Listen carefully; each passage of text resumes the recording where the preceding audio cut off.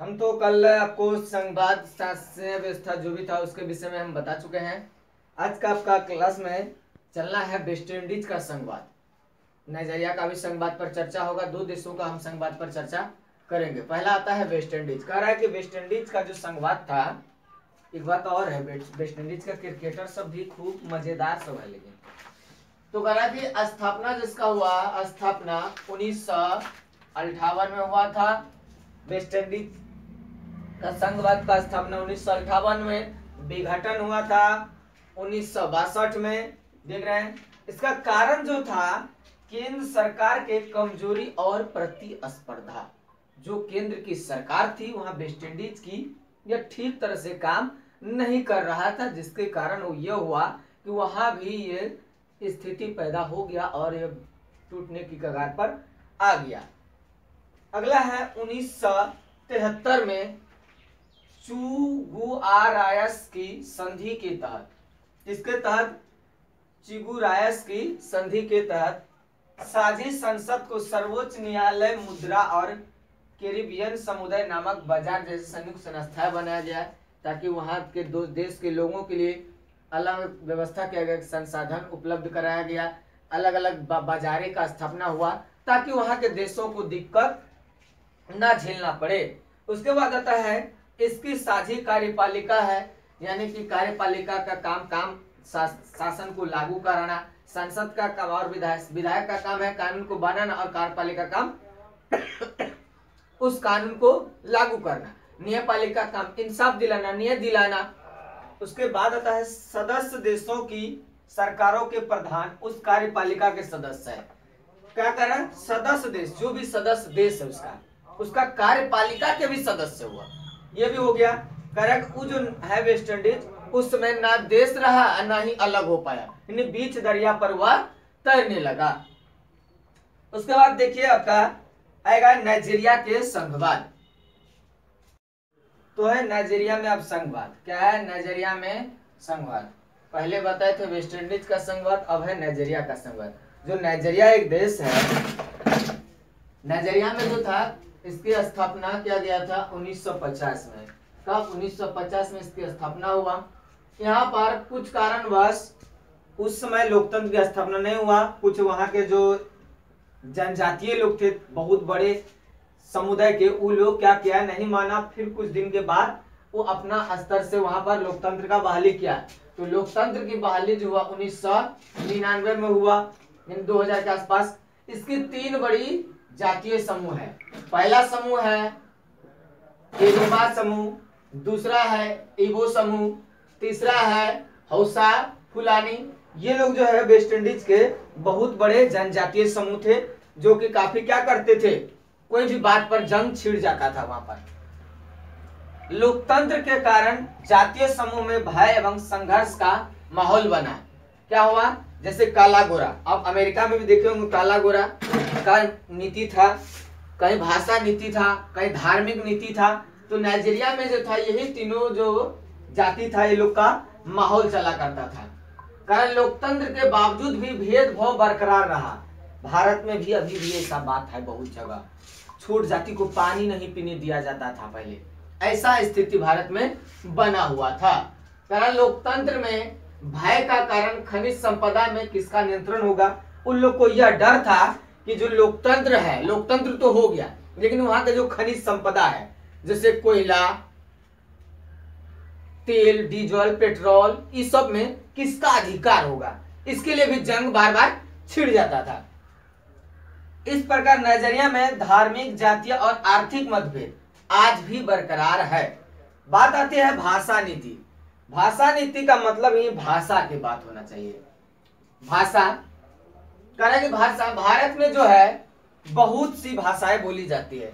यहाँ कोई एक भाषा का मान्यता नहीं है, बहुत सारा भाषा बोला जाता है। लेकिन श्रीलंका में भाषागत भेदभाव राजनीतिक अस्थिरता का मुद्दा बहुत बड़ा कारण रहा है।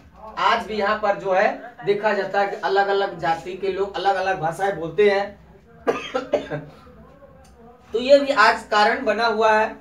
भारतीय संविधान में हिंदी को राष्ट्रीय भाषा का दर्जा प्राप्त है, सब जानता है।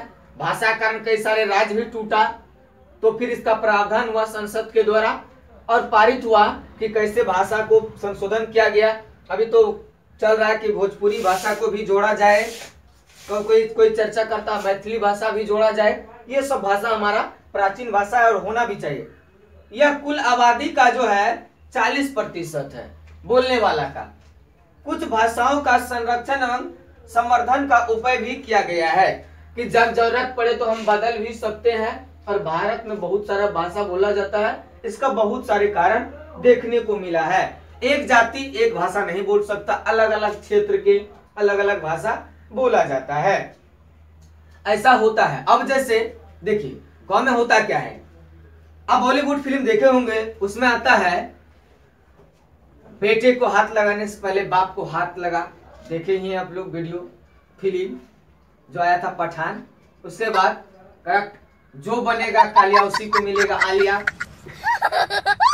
उजरा पूरा कुर्ता पहन लेगा, नेतवा बन जाएगा, बुझाएगा बतासा में मक्खी घुस गया है। ऐसा भी देखने को मिलता है। तरह के संविधान के अनुसार सरकारी कामकाज हो, चाहे स्कूल कॉलेज हो, ऑफिशियल वर्क जो भी हो, उसमें जो हिंदी के साथ साथ अंग्रेजी का भी प्रयोग का प्रावधान थोड़ा सा है, पूरा नहीं। इसके बावजूद भी लोग क्या करता है, हिंदी को छोड़ करके ज्यादा इंग्लिश में ही होता है, ज्यादा कोर्ट कचहरी में इंग्लिश का ही काम होता है। इसके बावजूद भी और क्या होता है, हिंदी भाषा प्रदेश की मांग कर रही है। जैसे तमिलनाडु में देखा जाए तो यहाँ भाषा का ही ज्यादा मांग हो रहा है, वहाँ का इंग्लिश जो है वहाँ के लोग ज्यादा बोलते हैं। कारण इसका कि इंग्लिश बोलने का मेन मकसद है कि वहाँ का जो स्थानीय निवासी है वो इंग्लिश ही ज्यादा बोलते हैं। यही बात हो गया। करेक्ट, जन आंदोलन उग्र हो उठ रहा था। सरकार जो है इस विवाद को निपटाया, बहुत ही सूझबूझ के देखा गया कि कैसे निपटाया जाए। इस प्रकार से निपटा दिया उसको। सरकार इस विवाद को हिंदी के साथ साथ अंग्रेजी को भी राजकीय कामों में प्रयोग का अनुमति दे दिया है कि जाइए आप इंग्लिश बोलिए भी और हिंदी भी बोलना आपका धर्म है, क्योंकि हमारा देश हिंदुस्तान है, तो हिंदी बोलिएगा तो अच्छा रहेगा। इस तरह से लोगों को बात कह के मनाया। उसके बाद आता है भारतीय संघ में सत्ता के विकेंद्रीकरण। इस विकेंद्रीकरण के द्वारा पहचान को मान्यता देता है कि क्या है क्या नहीं है। भाषा के आधार पर बहुत सारी बातों को जिक्र होता है। यह केंद्र को अधिक शक्ति देता है। कोई भी राज्य को अलग करना, नाम को बदलना, भाषा अस्थायी करना, वह राज्य का काम जो है केंद्र के पास होता है, अर्थात संसद के दोनों सदनों द्वारा। संविधान को समेटने के लिए संघीय व्यवस्था का पक्षधर थे। बात सही है। राज्य सरकारों से अपेक्षित सहयोग भी चाहिए। संसद कोई भी कानून बनाना चाहती है, इसके लिए राज्य का भी विधानसभाओं का समर्थन होना चाहिए। गरीबी, निरक्षर, आर्थिक समानता आदि जो कुछ बातें, कुछ और भी समस्या भी है। कर नियोजन और समन्वय की आवश्यकता है, मतलब तालमेल बिठा करके रखना चाहिए कि देश चले, उन्माद ना फैले। इस प्रकार से बहुत सारी चीजों को देखने को मिल रहा है और होना भी यही चाहिए। तरह किसी भी राज्य के अस्तित्व और भौगोलिक सीमाओं का स्थापित एवं संसद का नियंत्रण होता है। देखो संसद के पास पावर है तभी तो करता है कि वह क्या क्या कर, कोई भी राज्य का नामांकन कर सकता है, सीमा का नाम बदल सकता है, राज्य का ही नाम बदल सकता है, राजधानी बदल सकता है।